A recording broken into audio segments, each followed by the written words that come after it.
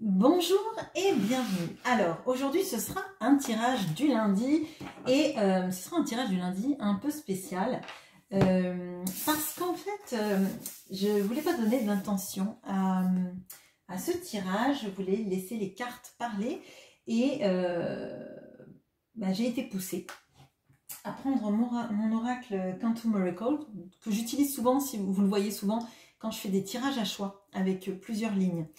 Et lorsque j'ai ouvert en fait ma boîte, donc pas une boîte, c'est une boîte cloche, tout ce qui est plus banal.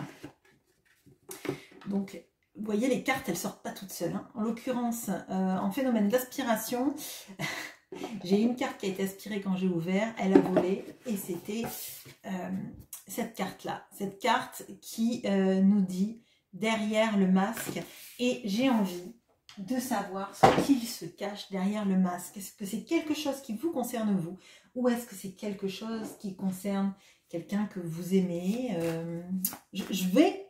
On va explorer ça. Alors, qu'est-ce qu'on peut me dire sur ce derrière le masque? Qui est-ce que ça concerne?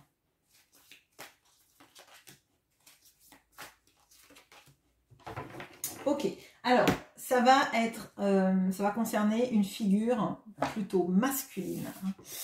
Alors, on a la force, on a le cavalier de bâton et on a le valet de bâton. Donc ça va concerner une personne masculine, je dirais, avec des énergies de feu. Alors, c'est pas forcément que ce soit un signe de feu, mais franchement, ça peut l'être, vraiment. C'est quelqu'un de très actif, c'est quelqu'un qui travaille sans doute beaucoup. Potentiellement, ça peut être quelqu'un qui est à son compte, quelqu'un qui réussit, ou en tout cas qui met énormément d'énergie dans son travail. Donc, derrière le masque, ça va vraiment nous parler de quelqu'un qui porte un masque, parce que c'est quelqu'un... Alors, de tel que je le ressens, c'est quelqu'un qui n'a aucun problème à poser des actions dans sa vie quand ça concerne son domaine professionnel. Donc on peut même avoir quelqu'un qui accomplit, qui réussit dans la vie.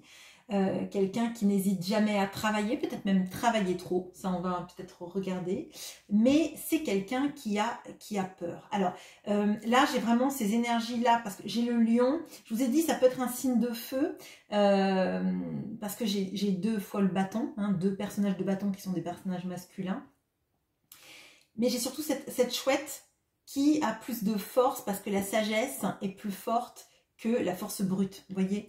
Et moi, je crois qu'on a quelqu'un qui a toujours tendance à être, alors j'allais dire un bulldozer, mais vous voyez ce genre de personne qui réussit tout dans sa vie et qui avance en fait, qui prend pas des fois la pause nécessaire, alors pour réfléchir, ça veut pas dire que c'est quelqu'un de bête, mais c'est pas quelqu'un qui fait passer la sagesse, en l'occurrence tout ce qui peut être notamment la spiritualité, tout ce qui peut être l'intellect, après l'action.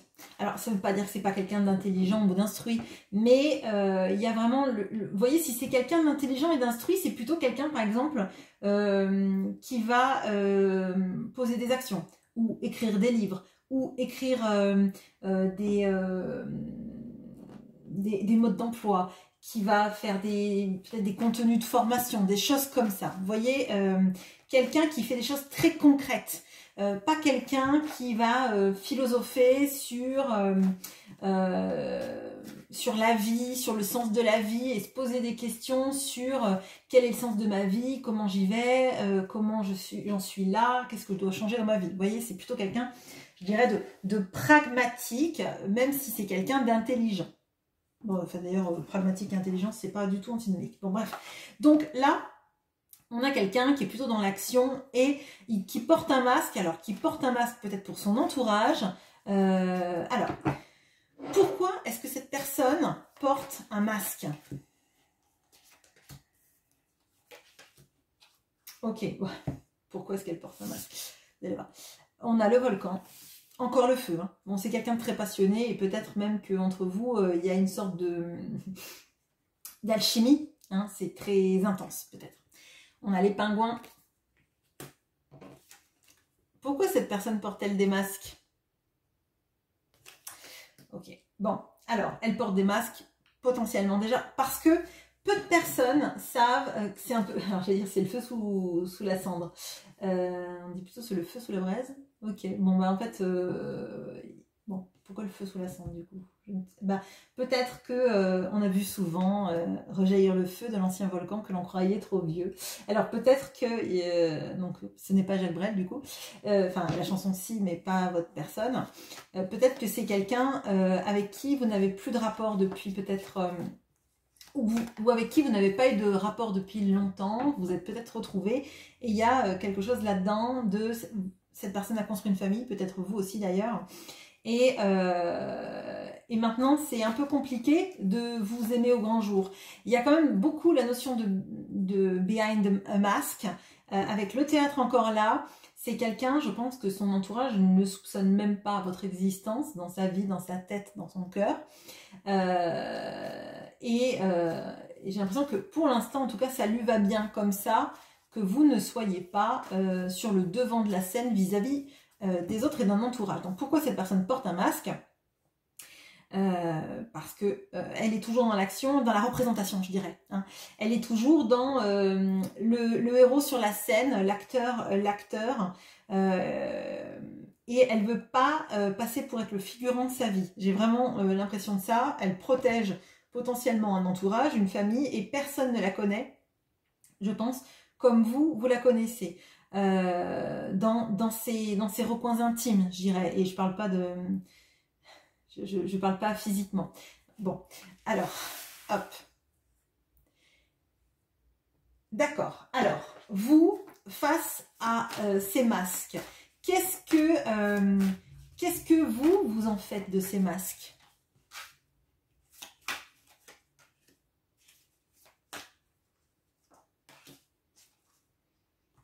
Ok. On a le 9 de denier. On a la tour. Et on a le 7 de coupe. Alors, moi j'ai l'impression que face à ces masques, vous êtes un peu perdu. Parce que vous voyez en fait ce qui se cache derrière, mais ça vous fait passer dans des états entre ça va bien et je dégringole. Vous voyez, avec le 9 de denier, ça va nous parler de l'indépendance, du fait de vous êtes confronté à votre propre abondance, à vous-même, à votre liberté, à votre autonomie, d'accord ? À vous faire comprendre que vous êtes une personne à part entière sans cette personne. Mais même dans une vie, si par exemple vous avez créé une vie vous-même, toute seule ou tout seul, ça vous montre en fait que vous êtes totalement capable de vous en sortir tout seul et que c'est important de se centrer sur ça et de comprendre qu'en fait, vous vibrez déjà par vous-même. Ok. Là, moi, ce que je ressens, c'est que vous êtes souvent perdu parce qu'il y a quelque chose de très fort entre vous, peut-être en plus quelque chose qui a redémarré après des années, hein, on le voit avec la chanson de Jacques Brel que j'avais dans la tête. À mon sens, vous vous sentez perdu parce que vous voyez toutes les possibilités qu'il y a avec cette personne et vous avez l'impression qu'en fait, elle choisit toujours elle-même dans sa vie une seule possibilité qui est de préserver peut-être sa famille en vous voyant de temps en temps. D'ailleurs, là, dans les possibilités de la chouette, il y a le nid, il y a une autre chouette, il y a des repas, il y a un dragon. Bon, ben, je ne sais pas ce que le dragon pourrait faire, hein. C'est un mini dragon, c'est entre le lézard et le dragon, un serpent, la richesse, d'accord? Et moi, j'ai l'impression qu'en fait, vous vous dites que cette personne, finalement, elle ne fait jamais un choix. Le choix du cœur, elle fait toujours le choix de l'apparat, le choix peut-être de préserver une famille, hein, ce qu'on voit là avec les petits pingouins, enfin les pingouins et leur œuf. Et pour moi, en fait, c'est une sorte ce que je dis toujours, hein, une sorte de montagne russe émotionnelle. Ça vous fait expérimenter la solitude, ça vous fait regarder qui vous êtes à l'intérieur et tout ce que vous êtes capable d'accomplir. En même temps, c'est très déstabilisant, ça vous provoque peut-être même des crises de larmes, des crises de peur, hein, des peurs peut-être aussi d'avoir tout qui s'écroule. Hein. Alors, je ressens comme ça avec la tour, forcément. Bon, Qu'est-ce qu'on peut me dire de plus sur ça, sur vous, par rapport à ce comportement de masque de votre autre?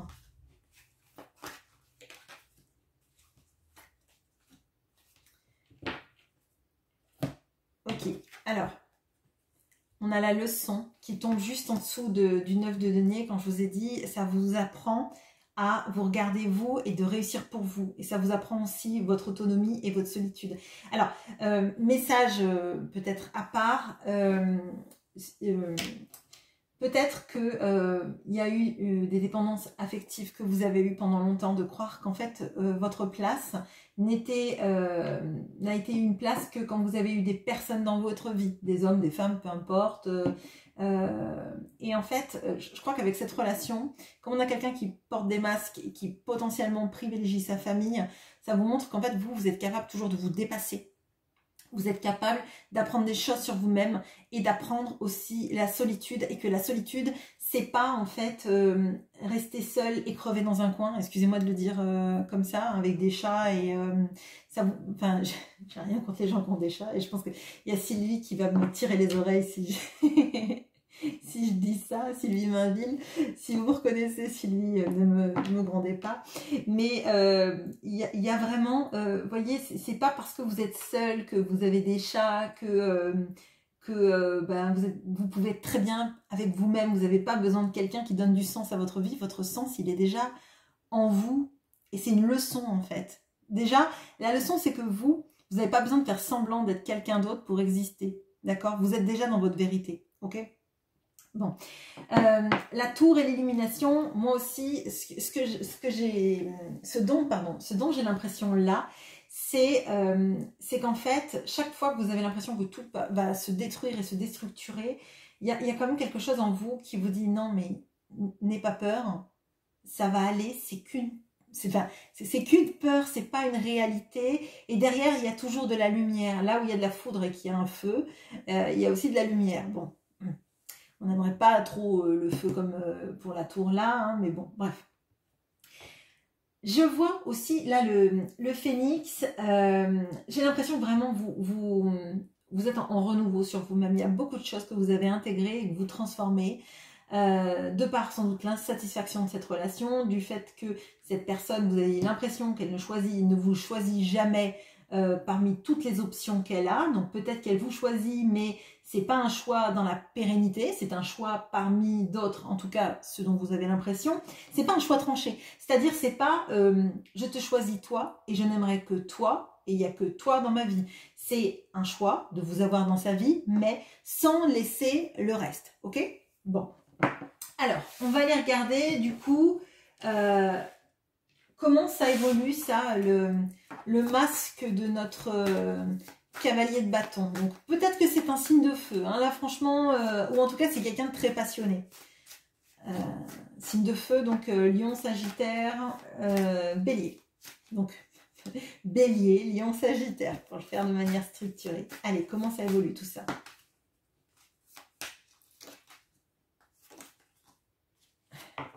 Bon. Ah, le masque est tombé. Voilà, attendez.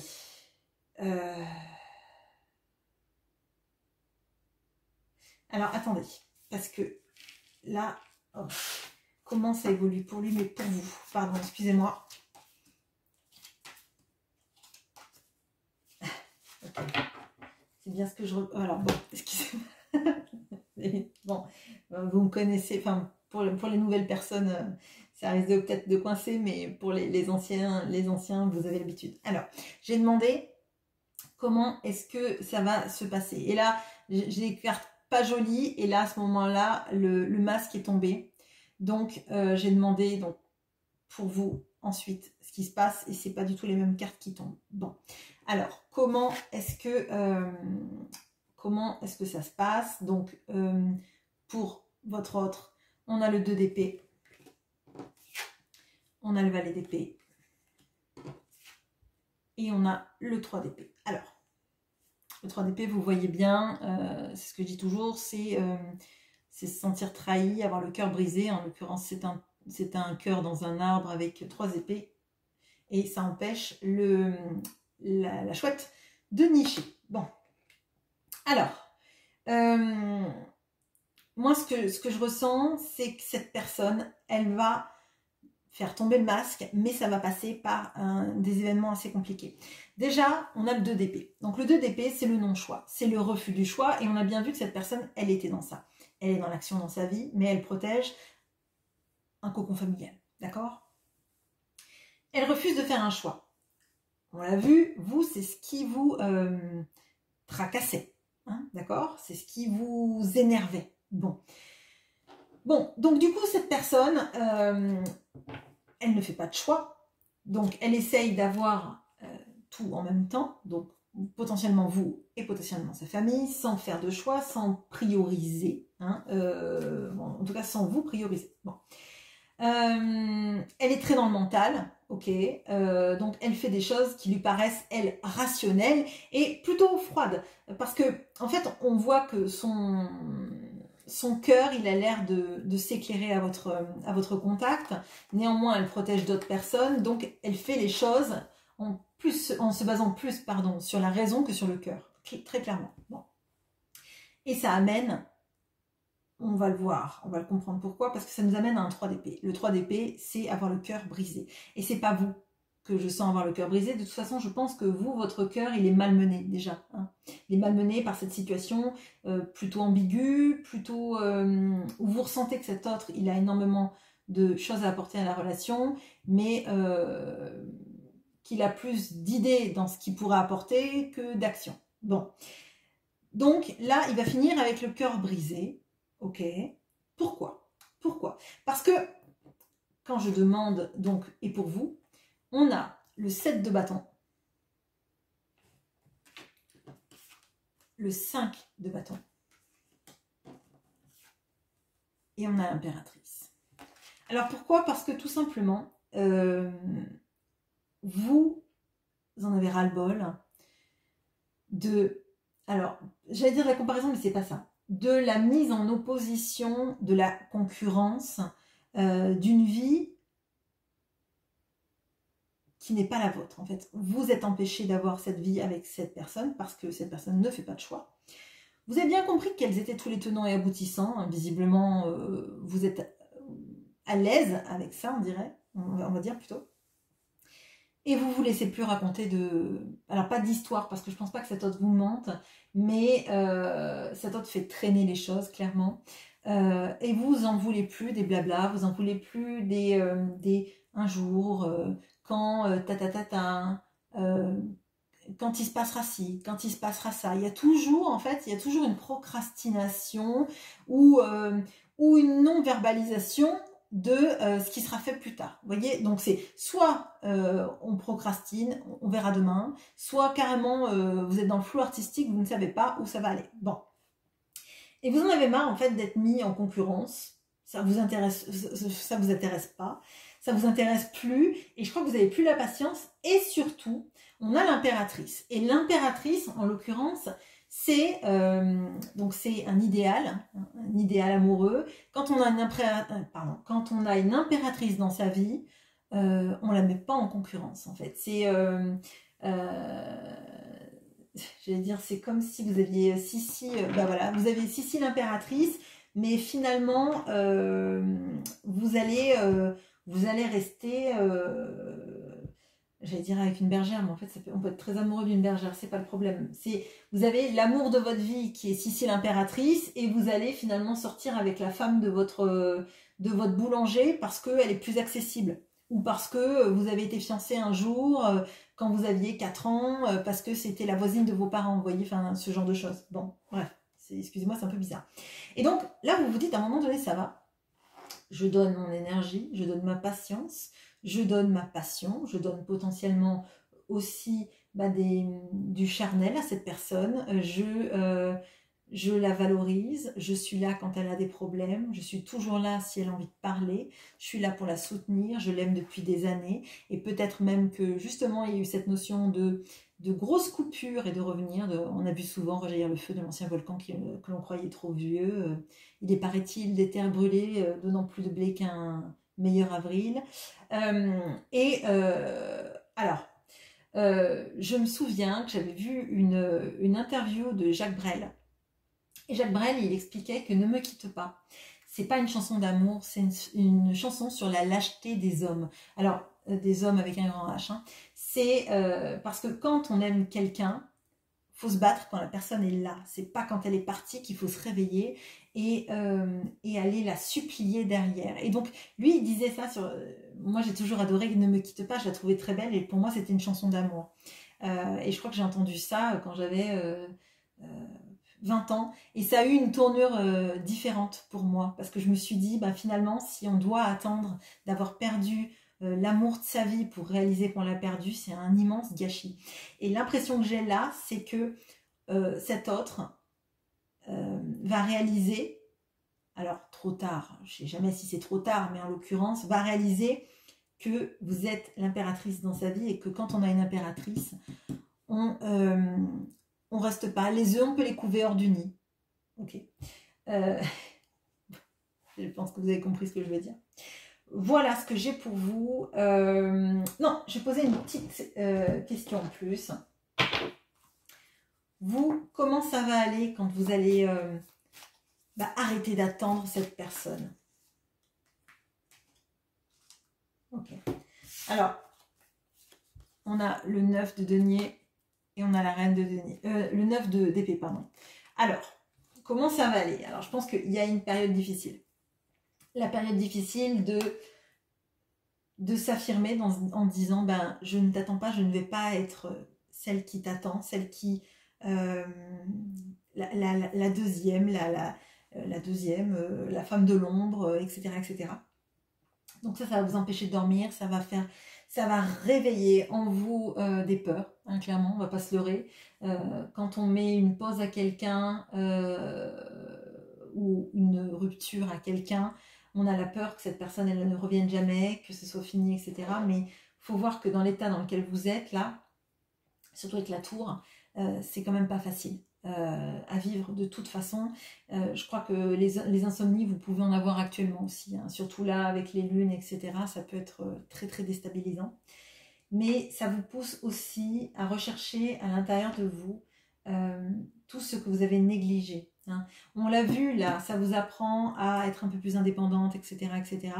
Là, j'ai l'impression qu'avec cette reine de denier, ça va vous apprendre à savoir que... Parce que la reine de denier, c'est un peu...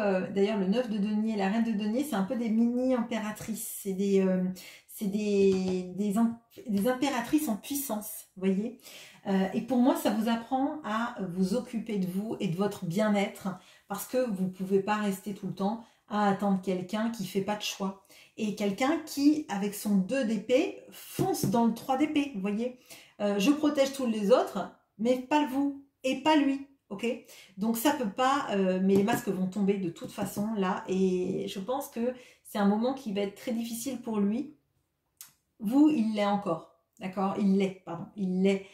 Il le sera encore, hein, un peu, enfin un peu, peut-être même beaucoup, je ne vais pas vous mentir, mais il y a quelque chose de la reprise de son pouvoir personnel. Il y a la reprise de qui je suis moi, qu'est-ce que je suis capable de faire et qu'est-ce que je peux m'apporter à moi-même parce que visiblement, depuis le début, je suis la centrale...